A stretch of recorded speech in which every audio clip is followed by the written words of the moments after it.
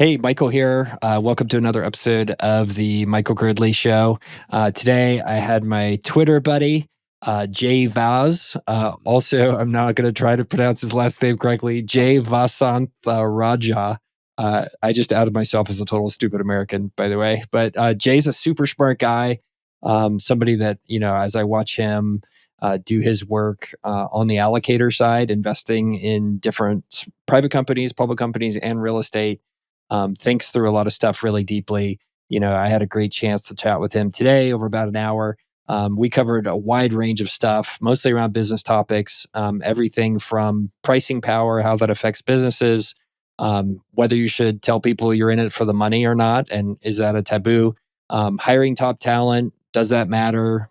Should you hire overseas? Yes or no? And then, of course, being good Twitter users, we spent some time talking about the platform as well. So Jay's a super smart guy. Really loved his energy. Just enjoyed this one a ton. So here it is. Jay, man, thanks for being here. I'm so excited. And appreciate you doing this. I thought you and I prepared some topics to talk about beforehand. I thought I'd really love to talk about the something we were going back and forth on Twitter, which was this idea that money or like wanting to achieve wealth is becoming like more and more taboo in like North American culture, at least as far as I'm concerned. I see people like going out of their way to like not like say that they're in it for the money, and it's very interesting to me. I was curious how you thought about that. Yeah, Michael, thanks for having me. Big fan of yours, and I rarely say yes to coming on podcasts. I probably get about like a handful of requests or asks each month, and so I usually say no. But I couldn't turn down a chance to chat with you, Michael. So thanks for having me. So yeah, into the first topic here, money and like kind of goals and whatnot. I find I think it's funny because I think it's really prevalent in the tech space. Like if you were a tech entrepreneur, or you're like a VC backed VC, you're running a VC backed startup, it's really taboo to say you're trying to make money, or you're in it for the Mm. money, you're trying to build wealth for yourself or your family.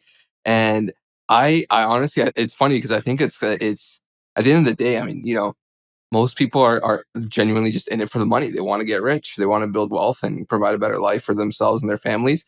And I really don't think that it's a bad thing. I mean, to admit, right? To say, hey, listen, I'm really trying to build, XYZ company. So I have more money to my own name or my family name. And somewhere along the line, obviously, it's become kind of taboo to have that as like a goal, as one of your goals, or admit that you're doing it for the money. You need to have. We're kind of in this world where you need to have some sort of like grandiose vision of like changing the world, or like this business is going to completely disrupt this, and I'm the you need to have some sort of bigger vision than just building money. But yeah, I don't know. Like me personally, I've like just from the beginning, like right from the very start of my journey through entrepreneurship and investing. I mean, I've admitted the whole way through. Like my goal here is to build wealth, right? Like it's build more money and more kind of options and freedoms for myself, my family, and it's so far, knock on wood, it's worked out quite well. Yeah.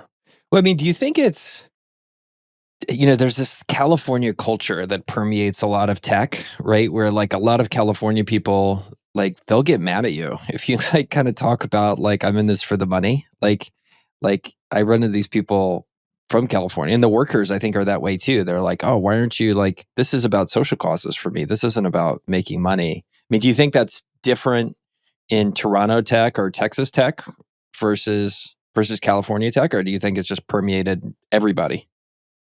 I think it probably originates, in my opinion would be that it originates in California, but it's kind of permeated through pretty much all the different tech ecosystems. I probably don't see it as much here in Toronto as I would if I lived in Silicon Valley or something. But yeah, I think it kind of permeates throughout, and a lot of it is kind of just virtue signaling, right? Like deep down inside, I think people want to make money for themselves, but they can't they need to kind of virtue signal that they're in it for something kind of bigger, or they're trying to actually change, the way things are done or whatever it might be. And so, but yeah, I've seen it pretty much uh, all over, but especially in tech for sure. Yeah. Well, and these CEOs are having to like fight so hard to win over people to come work at their startup, right? Like the economics of going to work at a Facebook or an Amazon. Well, Amazon's a terrible place to work, but like a Facebook or a Netflix or a Google, like the economics are, or Twitter even, like are so good compared to what you're going to get being employee number 20, at a high risk startup. So I don't, to some extent, I Yeah. don't blame the CEOs of those startups because they can't compete on, and I've been on the other side, right? Where you're like some developer that's making 220,000 a year all in, to your company gets offered 650,000 to go to Amazon. Of course, she doesn't look very closely and realize that only the, 2/3 of that is stock and it only vests 5% after the first year. But like you have to figure out a way to compete in a way that's going to be non-monetary because you just don't have the money that, Zuckerberg or those guys do. So I wonder how much of that is that in addition to this California culture stuff. For sure, and it's hard to obviously sell the story if you're like, people like to buy into the vision, or whatever the whatever disruption you're trying to bring into this world, in order to raise capital, attract talent, and all that kind of stuff. You kind of need to you kind of need to have some sort of like big grandiose vision. And I think like, out of like, let's say like 10 founders, or 10 people kind of starting businesses, maybe like one are actually not in it for the money, are actually legitimately like genuinely trying to like do something like to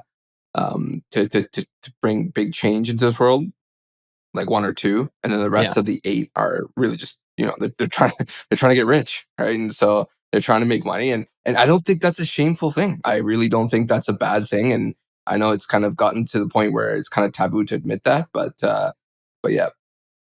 So, a data point for you. This I found very interesting. As you know, I've been a part of a couple venture capital funds on the sponsor side, right, where we're running the funds, and I'm still doing that because those funds take a long time to sunset.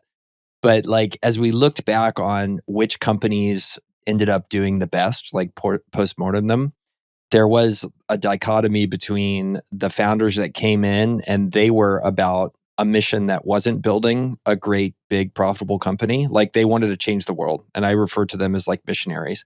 And they would like come in and say, hey, what I really want to do is bring this particular methodology to all of business. And that's all that matters. And we're not straying from that. Or they had Mhm. some social mission, and it was about that social mission, not about like how do we build a great business. And invariably, those people who are those missionary types, they never built a great business. Like they were all creators on venture for us. And taking that even further, like they were incredibly frustrating too, because we'd be like, hey, let's do this over here because we could make a lot of money. Here's the suggestion. They'd be like, no, that strays from our mission. I'm here to change the world. And it's like, well, wait, no, we're here to build a business. That's why I gave you money. Like, how does this work? So anyway, as just the data point of yeah, I really want somebody to come in and be like, okay, number one is making a lot of money. And then if number two and three, we change the world along the way, like totally cool. Otherwise, you're never going to get a return on your investment. For sure, for sure. And I saw that you like that TransDime CEO reply. Uh-huh. And about so basically to give people context, TransDime, this multi-billion-dollar company, went public, like a decade and a half ago, Yeah. and the one of the investment analysts kind of asked the first thing the CEO did was like sell a bunch of shares, right, like Yeah. millions of dollars of stock, and then the investment analyst that's covering TransDime was like, "How am I supposed to believe in this company when the CEO just sold like millions of dollars worth of stock?" And the CEO basically like puts his leans in and is like, "Hey, this might be a surprise to you, but I'm in it for the money, right? My wife wants a beach house. I'm gonna get her that beach house. Like, I don't know how else to prove it to you, but I'm in it for the long run. But at the end of the day, like, Yeah. I need to take some chips off the table." And so I really like that. I think that was really, I find a lot of people kind of get spooked when CEOs, especially like kind of founder-led CEOs, take some money off the table and the companies go public and things like that. And I Yeah. think this was just such a great anecdote to be like, hey, listen, there's a million reasons why someone might sell, stock, or you don't know what their personal goals are, what the personal finances are, and things like that. And so, but I'm curious to hear, because you had mentioned that you kind of ran into somewhat of a similar scenario there about when someone's kind of asking about your goals. But yeah, I'm curious to hear your take on that, Mike. Yeah. Well, I mean, there's stuff going on with me. So like I'm very very pro San Antonio and very out cheerleading for for the city. So a lot of times people will assume what I'm doing is something that is about making the city directly better, right? Like, oh, you're doing this, it's a charity. And it's like, no, no, no. Like that's not sustainable. I'm in this I'm in this thing to make money. And so, there's been times where I go in and say we're syndicating a deal or raising money for something or trying to find a partnership, and they're like, oh yeah, okay, well this is about like you doing something nice for the city. And I'm like, no, this is about us making money, like making us money, making you money, and along the way if the city gets helped, that's great. And like that was a hard lesson kind of to learn, because I would get halfway through like talking to somebody and they'd be like, well, you're not really in this to make money. I was like, whoa, whoa, whoa, this whole thing is totally coin operated. um, so that's where I've become much more like open about it. The other thing is, because people are so scared to talk about being in something for the money now, if you express that to somebody, like you just come across as so real to a potential like investor or business partner. They're just like, oh, like you wouldn't be saying that unless it was really, really true. So yeah, so that's why I love this guy being really, really super real. I mean, I think the other thing is like people underestimate how much being post economic changes what you how you think about stuff, right? In your timeline. Right. And so, like this TransDime guy, like he gets it that once he's pretty well set for life and he doesn't have to worry about paying for his kids' college, he's going to think much longer term and actually be a better CEO Hmm. than he is if he's one that's worried about, like, well, what happens if I get fired here? So yeah, and then you could tell on the analyst side, the analyst is definitely not post economic and is probably pretty young and doesn't get it. So uh, it was a fascinating like interaction. That's why like I wanted to click the like button like 3 times. Very cool. Very cool.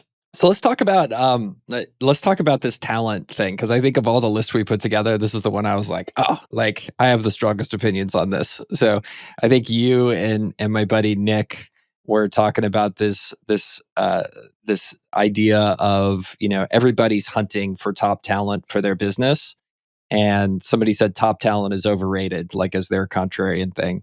And so I'd love your take, and then I'll give you my hot take on it. So basically, my take is that basically top talent is overrated. I think companies that can survive like decades are built on systems of continual improvement, systems that could turn kind of B and C players into A players, and I think the need for top talent is like every company needs top talent, but I think Yeah. the percentage of people in the organization that are actually genuinely top talent are like less than 5%, or that's, the quota or the target for kind of top talent should be around like 5%. And the rest of the remaining 95% has to kind of be average people put into well built, well defined systems. And it's also funny because like every company claims they have the best people. Every company kind of claims they have the best talent. It's like, what's the reason for your success? Oh, our people. Our Hmm. people are the talent that we have and can attract. But I mean, mathematically, that just can't be true. Every company can't have the best Exactly. talent, right? I mean, it's Yeah. like by definition, there are, half the people are average, and then, or whatever, and then there's below people that are below average, right? So it just doesn't make sense. It's like that. It's kind of like that. If you remember that survey that went around where it asked everybody how good they are at driving, and everybody, like 80% of the respondents, claimed that they were an above average driver, right? Right. And so that Right. obviously is not the case, right? And so, so that's kind of my take, is that really good organizations are built on systems that can kind of develop people and enhance people, Yeah. average people. Yeah, no, I But love love that. to hear your take. Yeah. Yeah. Well, and then also I think riffing on that, you also get to where the best businesses have things that go well, or businesses that go well no matter really what the talent does to it, right? Like there's the old Buffett insult where it's like I want to own a business that a ham sandwich could run, and it's like the great businesses get that. I think he's walked that back, by the way, because it's so mean. And that's one of the tough things about being out in public as like an active business owner. You have to be very careful what you say. Like you got to think, not only am I going to get canceled by the generic audience out there, but like you also have to think like, okay, if I say that my business is so good it can be run by a ham sandwich, how does the CEO of that company feel when I describe them as a ham sandwich, right? So Yeah. anyway, I think that's to riff on your idea like that, because all that stuff becomes like super important. So I think that, I think there's two kind of ideas about this. So number one is I think this is a false dichotomy, right? I think this is like people are like, oh, like is top talent overrated or underrated? I think the reality is that um, there are a multitude of different roles inside of an organization. And when you talk about, like, I hear you talking about these systems being things that are put together, like that totally makes sense. But in those systems are people that are A players to be their cog in the machine, right? Just like somebody has to be an A player running HR for the Topeka office for your particular company. Like everybody looks at the top talent kind of spectrum as like, oh, like who's the top end, top 10% computer programmer. And the reality is, I think my lens on it is there are A players for particular roles, and your job as a company is to find that A player like in the right place and the right time to do that job. And then, I do agree that there are roles where top talent is always like important, right? Like the CEO role is one where, the numbers have shown over and over again, like a high performing, give a shit CEO beats the crap out of, a bottom quartile bad CEO. Like that's just the nature of it. And so, to some extent, I think it's a false dichotomy. And then to other situations, I think it's entirely true. Like if you can get the best CEO in the world, and I see it over and over again, like good CEOs just outperform average ones, like just over and over. So I don't think in those cases top talent is overrated. I do think in other situations like you're talking about, where you have a more limited role, like top talent is totally overrated. Interesting. Do you think that Interesting. it Is that like varies? interesting you disagree with me, or interesting you didn't understand what I said? No, no. Interesting is I hear your point for sure. I think I like your comments on your goal as an organization is trying to figure out where to kind of suit people to play to their strengths or to Yeah. their talent. Um, I think it's okay. So I think it's kind of like a little bit. Okay, let me walk this back a little bit. So I think a lot of roles and a lot of different departments and a lot of like things that people do with an organization can be really broken down to the point where like judgment is removed from the process. You can make it into a step by step process where basically you could to put Warren Buffett's kind of phrase back in here, a ham sandwich could run, meaning Mhm. that you've effectively removed the judgment out of the process, and you could literally slot anybody. You could take a bench player and put them into that role, and they'll be able to kind of learn which levers to pull on the machine in order to get the output that you're looking for. And I know that's a really kind of rudimentary way to kind of look at the whole thing, but that was kind of basically the gist I was getting at in terms of systems. like uh like a specific example is take we're both in the software industry, so Constellation Software, for example. Like I'm sure you're probably familiar with their org structure and kind of how they operate, but they can basically slot in very kind of either junior or people that just aren't definitely not considered star talent or top talent that is typically attracted to places like large private equity like Vista Equity or whatever it Yeah. might be, but they can kind of develop them. They've kind of gotten a systemized process where, someone junior or someone kind of not considered top talent can come in. They understand which levers to pull, which buttons to push, what to look for in order to get the IRR output that Constellation Software so famously delivers to its shareholders. And so I think the the crux of what I was trying to kind of articulate there was that these types of companies that are kind of are successfully removed as much judgment from the process as possible, so that the only things left is the actual just process. I think are the ones that can survive decade after decade, as opposed to companies that rely on having to attract and retain top talent all the time. Yeah. So are you talking about a scenario? Let's take Constellation, for example, like a scenario in which the systems and the framework for how those people do the things that they're doing on a regular basis, how those things can take an average player and make them a high performer, right? You're taking a 60% player, let's say, or 50% player, and turning them into a top 20% when all effect is coming through. Is that kind of the argument? Yeah, exactly. If they were to follow the exact playbook process to a T, they would go from being, wherever they started. So let's just say like a B or C player. And then by the time they've actually mastered the actual, step by step process here, they've turned into an A player or, as close to an A player as possible. Yeah. So, I mean, this is very girdly, but it sounds like we're violently agreeing, right? Like you've created a business environment in which the right person for that is somebody that's going to cost a third of what you're going to pay somebody in Silicon Valley to take an equivalent kind of talent role.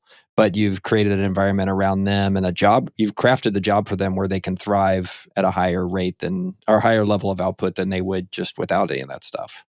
So, are you arguing something different? Yes.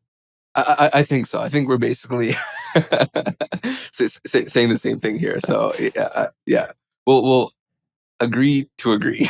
Well, I do think it brings out a point, which is a lot of managers think that they can abdicate creating systems, or business builders think they can abdicate creating systems by just throwing more money at having more talented people who will just figure it out. And I think the secondary effect of what you're saying is like you can't do that, right? Like unless you have That's a infinite great point. money, you just Yeah. can't. You have to be doing that. And you see me like on Twitter and stuff, like hammering the EOS, like business methodology and all that kind of stuff. And the cool thing about it is that methodology like forces you to sit down and document processes and systems. And it even forces you to hire somebody in the form of the integrator, so your COO, whose whole job is to build systems, document them, and tie everything together. Because entrepreneurs don't like to do it. I don't like to do it. It's really boring. But there are people out there who think it's great. Yeah, and that's a great point, by the way, about about the managers kind of being thinking that you just hire top talent and then be done with it. I think Yeah. there's also it's also we see this in in for example this in industries like manufacturing, which are kind of their legacy. They've been around for a long time. They've been through the whole boom and bust cycles. Businesses are very process driven, right? They're very like the phrase kaizen, right? And Hmm. continual improvement. They've kind of gotten everything down to a complete science, like lean manufacturing, just in time, all these things. And I think that like those types of changes. So basically, in those environments, you could basically put, you know, the B, C players. They follow specific guidelines, processes that have been kind of developed and done over the years. Remove judgment from the process, and you get the output you're kind of looking for.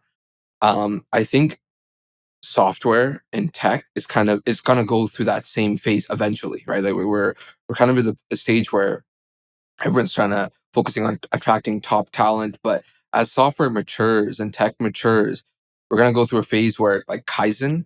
And if you think about like the development of software as well, like the actual R&D process and things like that, it's it's similar to manufacturing, right? There's this process that you can be very process driven. You could be in terms of your inputs and outputs. You could have a measurable approach, get more predictable with how you kind of ship out different functionalities, modules, and features and whatnot.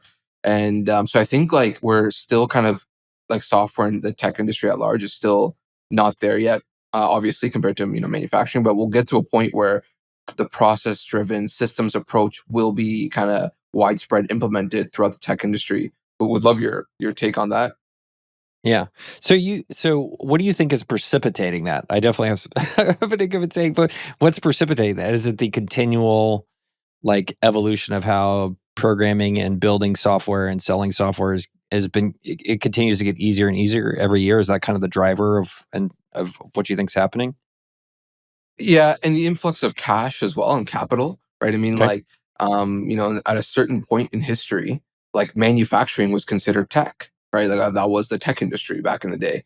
And being, when you have excess, when you have a ton of cash from investors and a lot more capital flows into your industry, like you don't need to be as like stringent or capital efficient or whatever it might be because there's always more capital. There's always another more investors to get money in from. But now, obviously, manufacturing is not tech anymore. You kind of have to be very, these industries that have matured over years, they've gotten really process driven, very systems driven, very kind of, very disciplined. And so I think to answer your question, like what's kind of driving like the, like I'll say quote unquote, the slack Mm, in the tech and software is capital. It is basically the influx tech, software and what we kind of consider tech right now obviously has a large amount of capital influx and a lot of dollars chasing the industry. So you don't really need to be as disciplined. You can focus on just kind of hiring the top talent and worrying about systems later. Or someone else's problem down the line today. For yeah. for a lot of tech executives, like just kind of there's more money to go around, and so I think that's what's kind of driving the what we see right now in the tech industry. Yeah, I wonder if it's really what we're going to see is like a non-uniform evolution, right? And like where you're seeing like how much things getting developed are actually R&D, right? Versus just like stitching things together and going down kind of well-trodden paths, right? Like so Hmm. your typical your typical CRUD app like create, read, update, delete, right? Your typical kind of web app that most enterprises have huge teams building and stitching together. Like those are one thing where I think I wonder how much that continues to get standardized and also easier, right? Because you're seeing more just kind of drag and drop builders for that stuff versus, the continual kind of new development of pushing the envelope, right? At the high end, everything from, high frequency trading to kind of drug development and stuff like that. So I wonder if it's one of those situations where it's as things get more mature, then we'll kind of see that repeatability and that systemization. But we're always going to have that frontier level tech that's getting deployed that will always involve that level of creativity and super high talent. That's my gut feel on it. But I don't know. What do you think? For sure, for sure. I think that's a good take. We'll always have an industry that's considered like tech, right? Like today it's software and internet apps Yeah. and all that kind of stuff.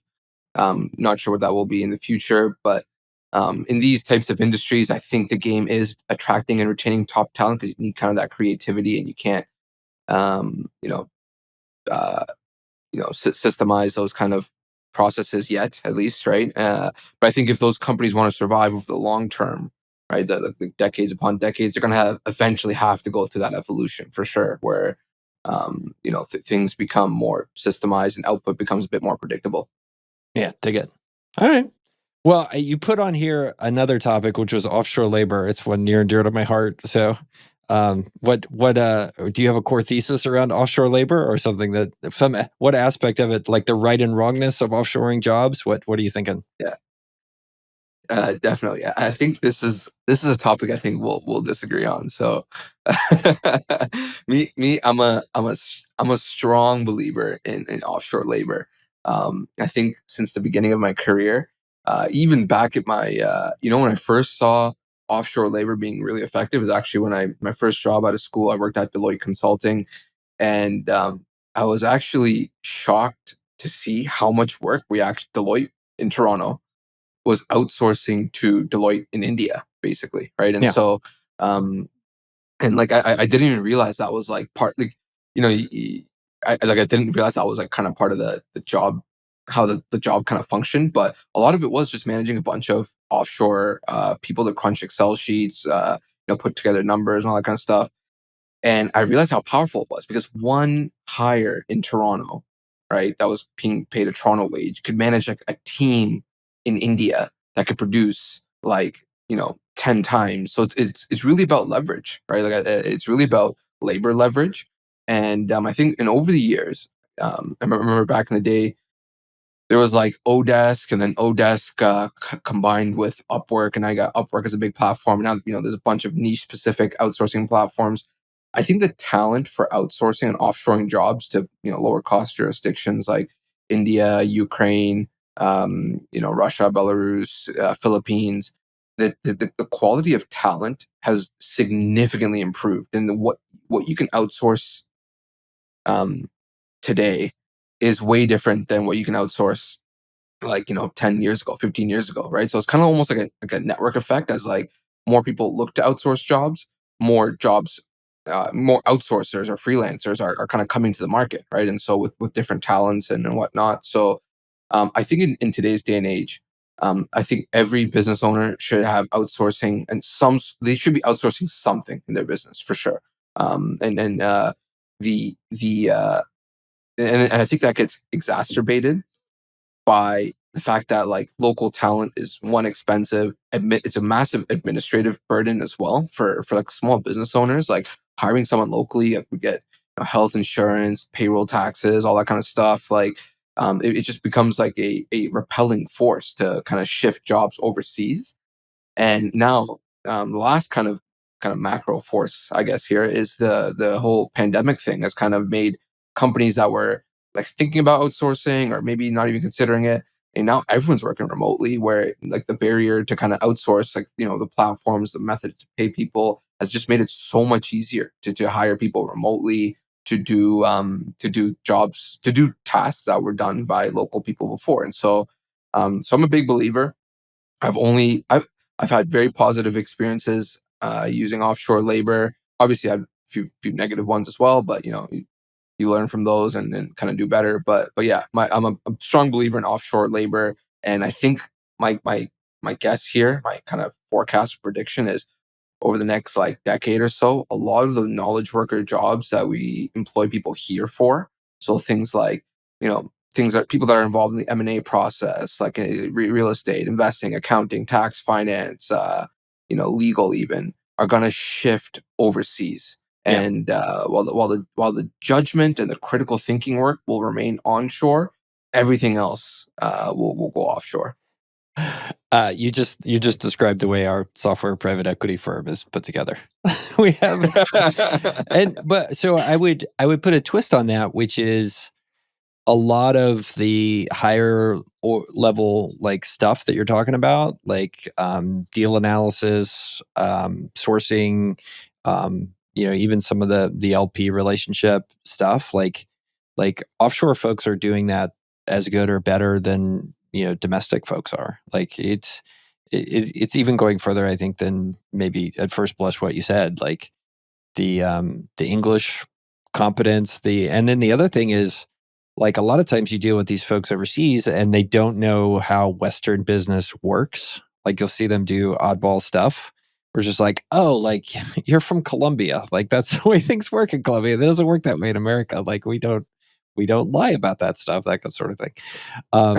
So, so yeah, so I think that's the other thing about it. I'm curious.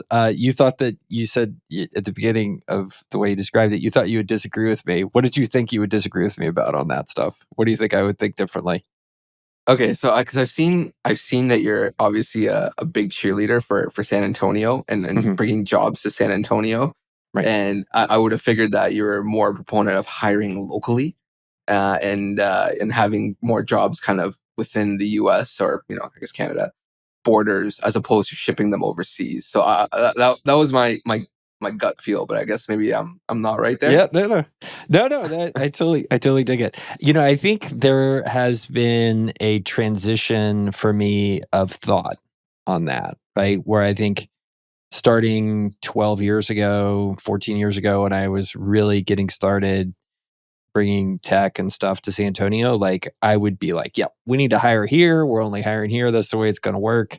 And over time, the boiling frog, so to speak, the more I go through it, the more I realized, hiring where the best talent is and just building great businesses here is what's going to be great and what's sustainable. Because every time I saw people doing things like, oh, we're only going to hire local labor, right? Or we're gonna invest VC money, but only in deals inside of our county. Like it just never worked, right? Because it started to do what I was talking about earlier, which is it would pervert things away from kind of the way they should work, right? So like there's the law of the jungle in capitalism, right? You need to have more cash coming in than goes out, and the owners need to profit and everybody's interests need to be aligned. When you start to put weird rules like that on a business, you end up perverting your purpose and your mission. And you end up with these things where it starts to act more like a charity and less like a business. And charities aren't sustainable. So now you heard how I just described stuff. Like I am like, whenever I do anything now, I run a global search. Like if the best person to do the job is in Venezuela, like we do it there. If the best person's in San Antonio, like I do it there. And, primarily the idea being, okay, well, if it's good for San Antonio, like what'll be best for San Antonio is to build a great business here. And that'll mean some jobs here, but like handicapping ourselves to say we're only going to look at part of the labor pool, like that's just dumb. Like I don't think that's smart. So anyway, I would agree with you. 12 years ago, Michael would totally agree with you. We should just hire in San Antonio, and that's how we change San Antonio and make it be its best self. 2022, Michael is like, nah, you just build a great business. so yeah. Fair enough. So you don't hire Canadians. That's pretty much the secret. Actually, so my experience with Canadian labor is really different depending upon which end of the country it's in. And I feel like there's this barbell distribution where it's like you have the Windsor to Toronto corridor, where like I feel like that is very like American style, work hard, try hard type people. Every time I have dealt with a company in the kind of Nova Scotia or BC, so the Vancouver area, it is a total different scenario. So, we were looking at buying a business in Vancouver, and we went up and we did the visits, right? And so we're there, and like I noticed like everybody's like super quiet in the office. I'm like, why is everybody so quiet in this office? And then I realized there was a dog like sitting in the middle of the office asleep. And everybody had decided the company dog was taking priority over business that day. And I was just like, this is the craziest thing I've ever seen. Like, it was just like, so anyway, that's why, to some extent, when I look at Canadian companies, I'm like, Toronto, great. Vancouver, I want to double click. I got the right group. That's funny. I'd say that's pretty accurate. Toronto, you know what? There's actually a lot of good finance talent in Toronto. We're kind of like a mini / cheaper in New York. For talent. And so there's a lot of good finance folk here. East Coast, I've had honestly very little interactions with. Like it's very, very kind of low key. There's not a lot of people that live out east, anyways, right? So it's a very kind of, there's not much to choose from, regardless. West Coast, BC, I would say they're pretty laid back as well. Kind of like if Toronto is kind of like New York, BC is kind of like California in a sense. And so. And then you have Calgary in the middle. Calgary is kind of like Alberta is kind of like our Texas, and so we're there. And there's a lot of hardworking people in Alberta as well. Different culture compared to Toronto, definitely. But yeah, that's kind of like my summary of Canadian talent. But you hit it on the nail. I'd say it's pretty accurate. I think I would revise the Windsor to be Calgary too. And I went up to my college roommate lives in Calgary, and he's a great guy.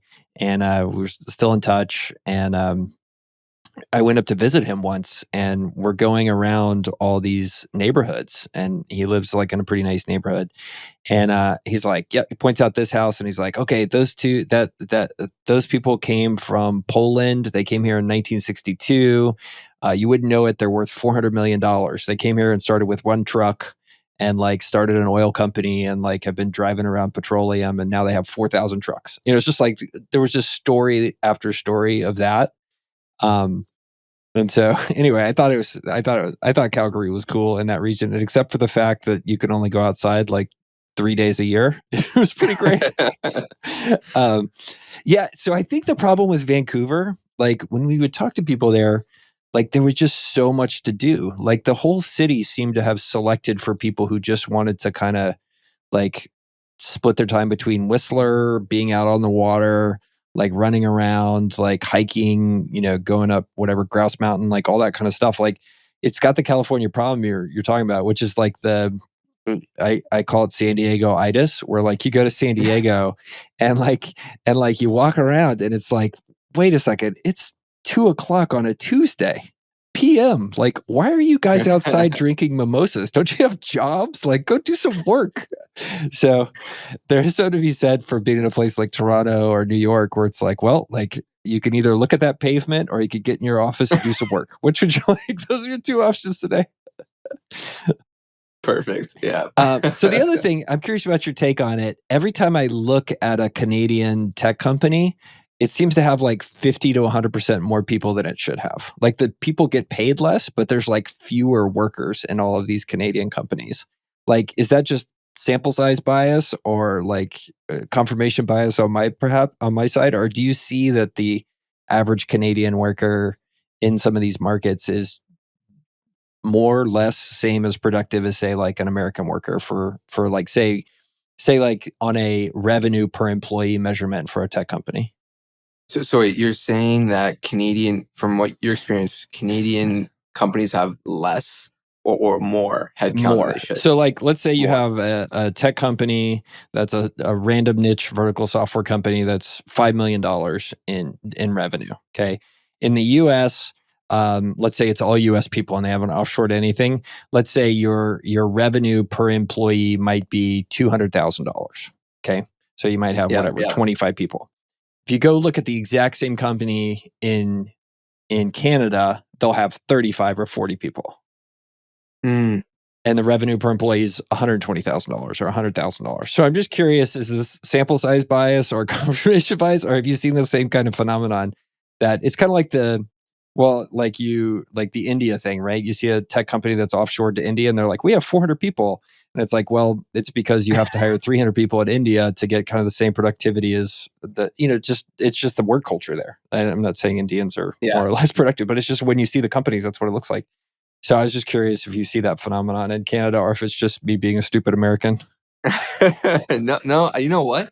I hadn't really considered it geography that closely like that. But now that you mention it, the last couple companies I looked at in Canada, I think you're definitely onto something. I think there's a few forces driving this, but yes, I would actually somewhat agree with that sentiment. I think that I think from the English speaking world, I think the gold standard for productivity is American companies for sure and American workers. Yeah. Um, Canada is probably like somewhere behind for sure compared to America, but nowhere near as laid back as UK or even Australia. I think that like Canada's somewhere in between, whereas like on the very leisure or very laid back in terms of productivity, I'd say is from my experience. Again, not if you have any listeners from the UK or Australia, I don't want them to cancel me over this, but from my personal experience, which is a very narrow view of the world,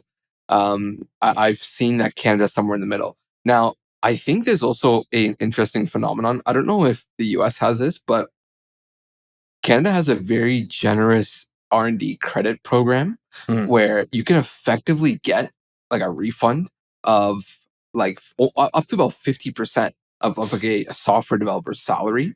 If there's like a bunch of criteria and there's you got to do the whole filing and things like that. And so I don't know if the US has that, but that's a pretty funny incentive because then if you think about it, that that basically means that you can hire basically 2 people for the price of Yeah. one in Canada by using that credit. And so with that incentive, it's almost like you might as well kind of hire more people if you're, if that's kind of you're looking to get more productivity or whatever, what have you. And so that might be driving it as well. But yeah, I think the productivity being a bit lower in Canada compared to the US, I think that's accurate assessment. Well, the company I talked about on the west coast of Canada, like I also remember like we were tiptoeing around the dog taking a nap, but then like we were like there and it's like 3 o'clock in the afternoon and everybody like hauls ass. I'm like, where are you going? What's going on here? Like, get back to work. And we didn't end up buying the company. So it's kind of one of those things. But so on the tax credit, we have in America, you get an R&D tax credit. So it's actually done against how much you spend and not against how much headcount you have. So it may be the same thing, just done kind of inversely. Like they're not motivating you to have more bodies that way. And also the R&D tax credit, it's the stuff like those Main Street guys do out of California, Yeah. that startup that's all over Twitter. It's also like a total pain in the ass to submit it. Like it's, we did it for one of our businesses and you're like, oh, like, I don't know if that was worth it. Like, it was just a lot of work. Cause you have to go like do a bunch of segregation of what's actual R&D versus maintenance and all that kind of stuff, which at the time we weren't like going through and doing that work. So it had to be all done manually. So anyway, we do have it, but I don't think it's as impactful as when I've seen Canadian like startups be like, hey, we just got $250,000 in free money from the government because we have 4 engineers. Yeah, exactly. I'm not exaggerating. I'm an exaggerator. That's not exaggeration. Yeah. And it keeps startups in business. Like I saw our startup that we invested in there in Toronto actually, just keep getting hundreds of $1,000s every like few months. I was like, it was either that or they would go win startup competitions, and y'all startup competitions pay like a lot of money, which is awesome. Like they'd get like $100,000 Canadian, like sort of real money. Like, cool. So I did want to talk. You and I went back and forth about pricing power. So it's funny because I went out and I put this. I was driving down the road, pulled over to the side as a good person does. I put this question on Twitter, which was, "Give me your most contrarian opinion." And 2 things happened. One is something I'm very thankful for, which is people didn't start writing a bunch of racist like stuff on there. So I was super excited that didn't happen. So thank you, Twitter, for whatever's going on with the algorithm. But the number 2 thing is, or no, this wasn't the contrarian opinion. This was, you can only ask one question to decide if a business is a good investment or not. And you and I had the same answer, which was, can you raise prices? Do you have pricing power? And then there were a bunch of answers that I thought were really bad. So I don't want to shame people for those, but there's just like, how's the CEO compensated? Like, well, that's okay, but it's not good. So anyway, I definitely wanted to dig with you about your thoughts on pricing power and how you think about it, because it's a very confusing thing for most people. Like they have a hard time getting their head around it. And I'll admit I'm still learning every day. Right. So it's so if there was one thing someone could have whispered in my ear, like back like 10 years ago when I started, getting into business and investing, is pricing power. Like Yeah. get good at only get involved in businesses that have pricing power and avoid pretty much anything else.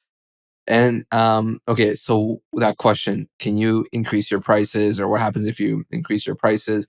It tells you so much about the business's positioning, because if there's a few things it tells you. One, it tells you what kind of a moat you have over your existing customers or potential new customers or market share, right? Because if you don't have a moat, well, if you increased your prices, everyone would switch to your competitors, right? And so, so it kind of shows you where you stand between you and your competitors. It also shows you your supplier's power as well, because and I think his name's Trent Griffin has this concept Yeah. called, always talks about the concept called wholesale transfer pricing. It's when Right. basically your suppliers have a lot of power over you. So anytime you increase your prices or you do really well, they increase their prices too. And that value gets kind of drained to your suppliers. So that happens a lot too, where you may have a lot of pricing power over your customers, and the threat of new entrants is low, and you can't, they won't switch to a new entrant. But if your suppliers have a lot of power over you, well, you could increase your prices, and then next year what happens is your suppliers increase your price, and then that value gets sucked into your supplier, right? And Yeah. so I think it, it's I think it's super important, and businesses that really I think all businesses that do really well over the long run have some form of pricing power one way or another. Yeah, I'm totally with you. This is a very Buffett type idea, right? He and Charlie Munger would say, like, what's a good business? It's one that, you're not terrified to raise your prices by 10%. Like, if you're terrified to raise your prices by 10%, you're in a bad business. That's what Munger, I Yeah. think, would the direct quote from him. So I think the interesting thing is, how do people build the skill to be able to identify pricing power? Like, it's one of those things for me where, like, you show me a business at this stage in life, and I'm like, okay, yeah, like, no, you can't raise your prices. That's a bad business. Like, and I can kind of have a feel for it. Like, how did you get to the point where you are now, where you can actually talk through a business, look at how it works, and then understand if you have pricing power or not? Yeah, good question. I think, okay, so when you're when I'm like looking at like a publicly traded company, it's really tough because I don't have access to the management, and Hmm. like I'm just investing out of my personal account, and I can't tell, I can't ask them specific questions. But if you're looking at a private equity deal, I'm looking at a software privately held business that's looking to sell their business. It's hard to ask them directly. I find, like, I like during DD, and or during the initial process, like like we typically don't just ask like, hey, can you increase your prices? Because you often get, you often, from my experience, either get people that are just they just don't know the pricing power that the business has. Yeah. So their default answer is like, no, like we've always charged this much, and why would we increase our prices? We're profitable, kind of thing, right? And so like they don't even know if they have pricing power or not. Or it's the opposite end, where they're just like you said, they're terrified to increase their pricing. It's like, oh, if we increased our prices, everybody would quit, which may or may not be true, right? If they don't have a consistent program of increasing their prices year over year, um, then they just, again, they don't know. They might be kind of underestimating how much pricing power they have. So I think there's things like you want to kind of look at the competitors, right? Like, what are they offering? Things like switching costs, choosing an Hmm. industry, like, like me and you and I are in like vertical software, where the switching costs are very high. Like, what would it take for a customer to actually leave this product and go to a competitor? Like, even if the competitor had a much better, compelling product, like how risky and how expensive it is to switch, I think makes a really big difference, right? And so I think that's part of it too, like seeing what the competitors offer, how costly is it to switch to a competitor, seeing your like supplier concentration is pretty important too. Like where do you get your for software, the suppliers are basically like hosting for SaaS delivery and things like that. Is how much power does AWS or whatever hosting has over you? Typically, for most software companies, it's pretty low, right? I mean, it's a commoditized product, and it's there's a lot of options out there. Obviously, AWS being the most scalable, from my experience at least. And so, kind of looking at things like suppliers and customers will give you a good kind of understanding of pricing power and competitive positioning. But yeah, I'm curious to hear how you kind of sniff out pricing power in a business. It's really interesting. I think you're totally right. Like, you can't just ask the people, like, so what would happen if you raise prices 10%? Like, for most people, their head would explode. Um, Yeah, and that's to some extent, like, I end up talking to a lot of sellers that are, they're not at the beginning of their career, right? They're at the tail end of their career, and the business is small for a reason, right? I think Brent Bashore talks about that. Like, most small businesses are small for a reason. A lot of times it's because the business got to a size where the seller's just happy with what they're making, right? San Antonio is full yeah. of people making 400,000 a year, and they're just happy as clams because you can live like a king here. Like, like, you don't need to grow your business anymore. Yeah, I talked to a friend who has a law firm here, and great guy. And he started asking me for business book recommendations. I was like, well, what's your big vision for your law firm? He's like, what do you mean? It's fine just the way it is. I'm making a lot of money. I work some. I was like, okay, well then I have no business books for you. Read Sun Tzu or something. I don't know. Anyway, so um yeah, so I mean, I think for me, I have to that means you can't just go, like you're saying, go in and directly ask the business owner or leader, like, what's going on. and with the ability to raise prices. You have to go in and try to build the picture of the business from first principles for me. Like you have to understand, like, okay, what is the core economic value chain that's happening here? And then once you understand that, then I'm in a position where I can say, okay, well, if we raise prices by 10%, what do we think is going to happen? And you can build a hypothesis around that. So you start to ask yourself questions around what are the moats of the business, what are the alternatives, what do the switching costs look like? You know, to your point about AWS, I think people actually really underestimate how much switching costs are to get off of AWS or any hosting provider. Mm. It's always an order of magnitude more expensive than they think and more risky as well. Anyway, that's just a long-winded way of saying that. But the for me, it's like if you understand all of the aspects of that value chain of the business, everything from supply side to supply, making the customer happy, that's where you can start to put it all together. And then in my mind, I game out, okay, well, what happens if we raise 10%? Like, and you run that scenario in your head and you say, okay, well, if we raise 10%, we're going to churn 2% more people. Or we're not going to churn anybody, or because people can't leave. Like those are all the kind of the game theory, like way I play it out in my brain. But I totally agree with you. You can't go directly like a frontal assault because people are never going to give you a straight answer. One interesting question Yeah. is like, when was the last time you raised prices? What happened? And invariably the answer is raise prices? Question mark. So, Yeah. there is actually, and not to go on a rant here, but there's a firm that I know of that acquires software businesses, and the first thing they do is double all the prices with the expectation they're going to lose about 25 to 30% of the customers.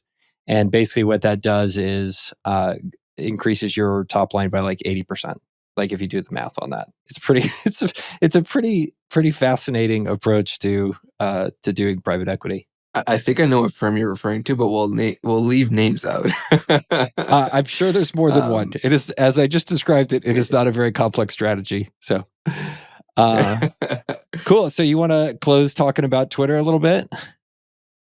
yeah, sure. All right. You That'd be wrote a good down the one. word usefulness. I'm curious. Do you find it useful?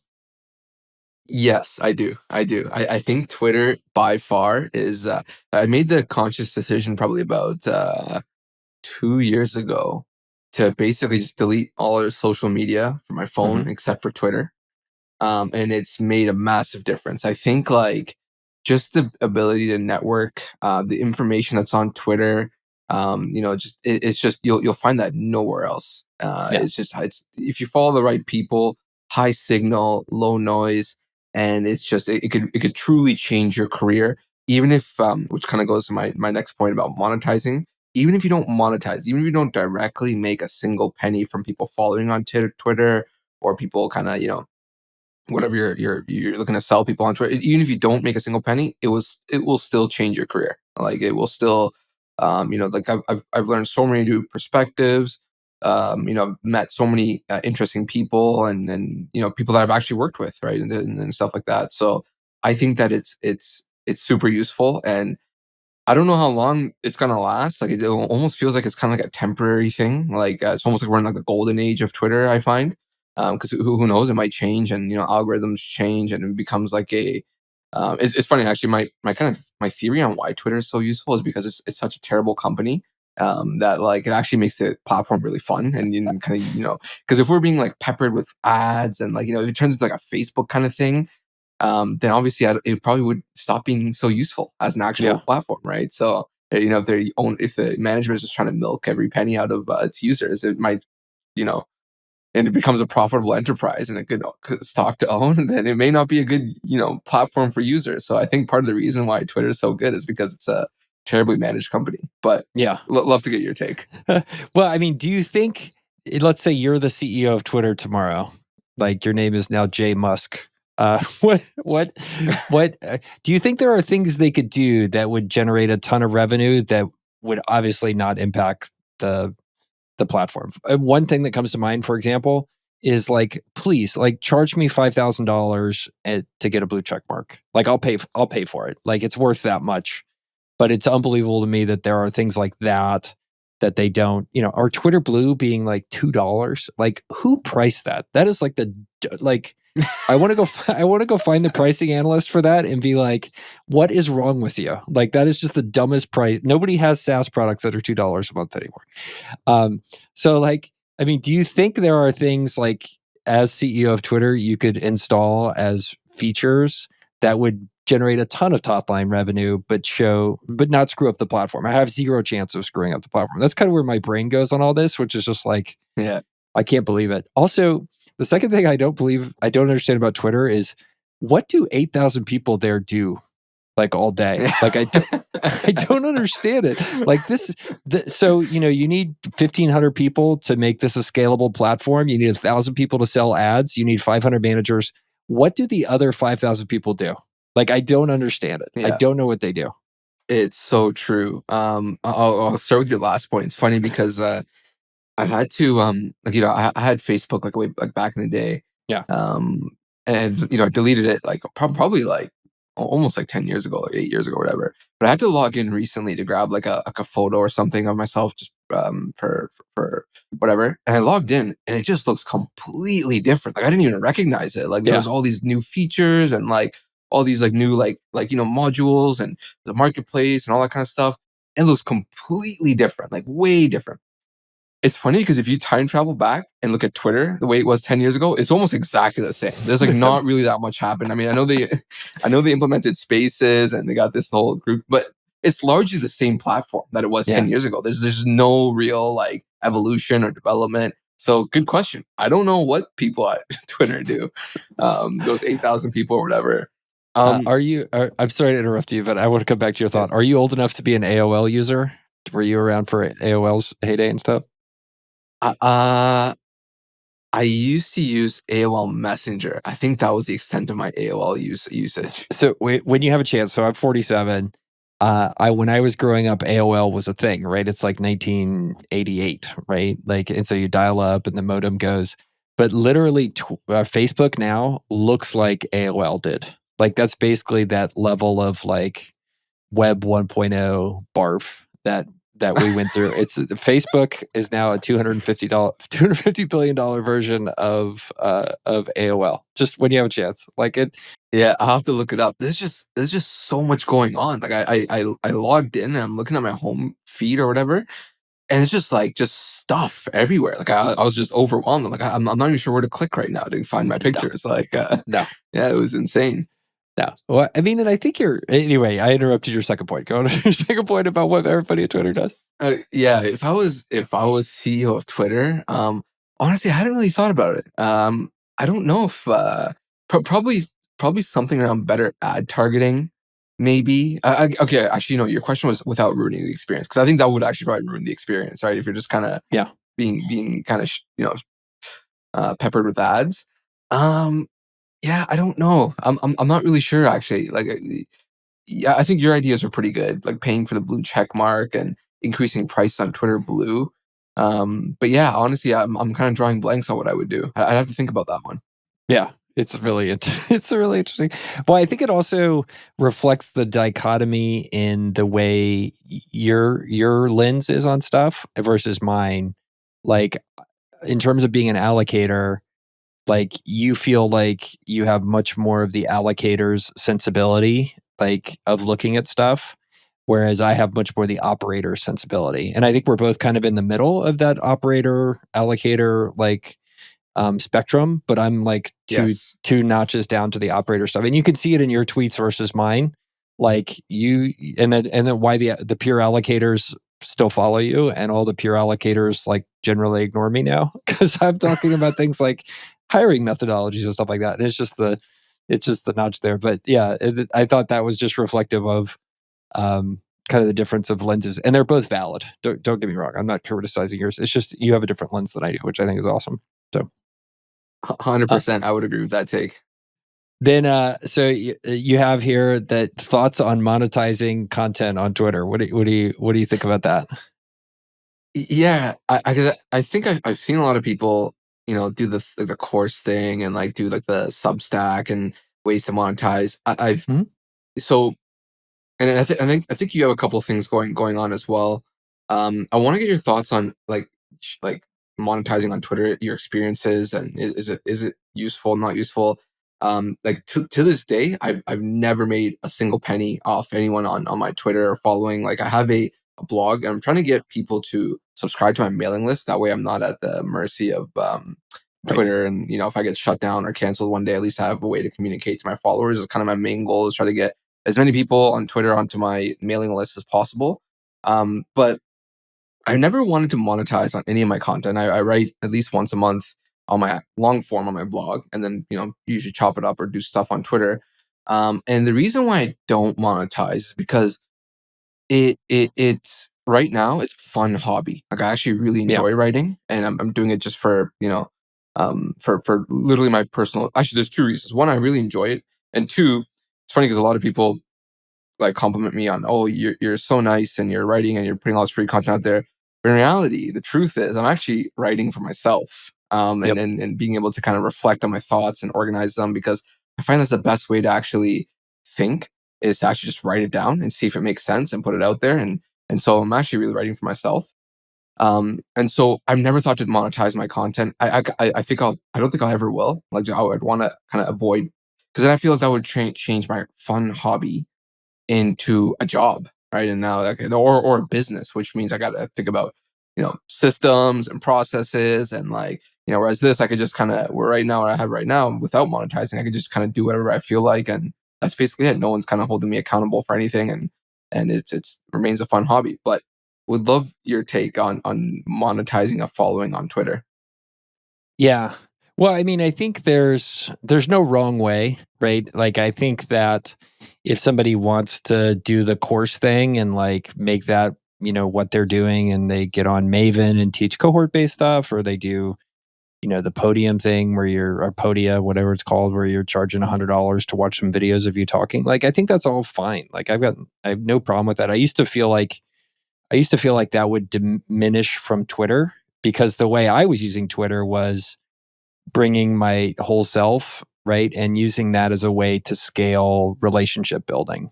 And that's relationship building, not just for new people and random strangers, but also for the people I work with. Like one of the things that surprised me the most about Twitter is how much people that I'm friends with, or our business partners, our colleagues, are getting updates from me via Twitter, because I'm putting my whole self out there. Like Hmm. like my business coach told me, he's like, "Yeah, something changed since you got really big on Twitter. Everybody feels like they know you more."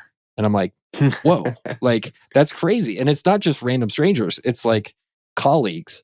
Um, so the problem, if you're doing that approach with like selling content, is that suddenly it for me it creates a bias of bringing your whole self, right? So if you're like, I'm going to be the foremost expert on being a manager or like a strategic planner or whatever, and like your whole thing is like, here's my shtick, and I'm going to sell it to you and try to convert you at the end using ConvertKit or whatever to get somebody squirted out the other side as a paying customer, like that cheapens that idea of bringing your whole self. So for me, I'm really in the position where I feel like, okay, well, you know, it's somewhat easy because the money you can make from courses isn't that much relative to opportunities I have elsewhere. So like it's more profitable for me not to do that kind of direct monetization and sell $150 courses. Like, okay, yeah, that's not worth the time. Um, so yeah, so that's kind of the long-winded way of thinking about it, is you can be in that category of people that brings your whole self, and then you just have indeterminate payback. For me, like the universe just keeps paying me back 10x whatever I put into Twitter or putting out content, and like it all turns out better. So I don't know. I don't know if I didn't answer your question. That may have been a misdirected answer. No, no, that was good. That was good, and that makes sense. Yeah, it's funny you mentioned that, because this is the first time you and I have spoken, but I Yeah, feel like I know you. Like I literally feel like I know Michael Girdley. He's like my friend, yeah, yeah. We're even though we've BFFs. never spoken. Because just just because the amount of kind of personal content, which by the way, I really do appreciate the knowledge and wisdom you put out there. I've learned a ton from you from the 2-3 years I followed you for. But it's really helpful, and I agree that you put content out there, for free, and the universe will find a way to pay you back in the long run, one way or another, Yeah. even without direct monetization or anything like that. Yeah. Yeah. And I totally dig it. Well, good. I've really enjoyed speaking with you. Is there, we're running up on time. Is there anything else on this list that you want to make sure we talk through? There's some fun stuff in here, but maybe that'll be good for our next get together.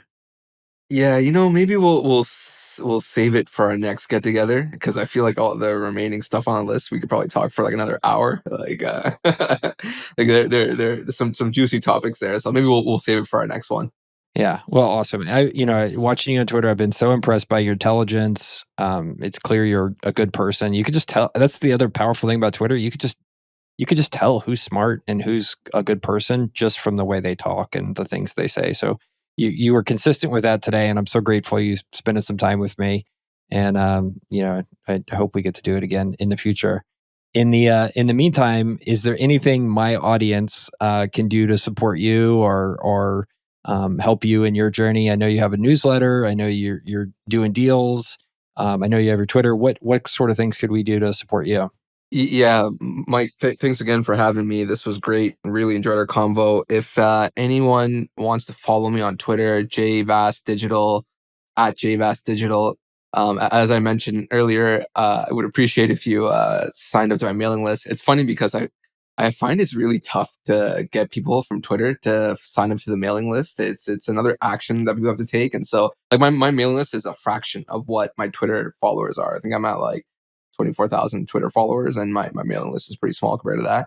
And Yeah. so would appreciate if you just sign up to my mailing list in case one day Twitter decides to cancel me, or, the algorithm kind of moves against me. So yeah, JVast Digital, my mailing list is like in my link in bio kind of thing. And yeah, that's basically it.